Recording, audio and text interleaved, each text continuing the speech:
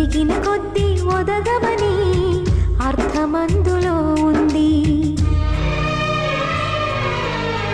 అపజయాలు కలిగిన చోటే గెలుపు పిలుపు వినిపిస్తుంది. ఆకులన్నీ రాలిన చోటే కొత్త చిగురు కనిపిస్తుంది. మౌనంగానే ఎదగమని మొక్క నీకు చెబుతుంది.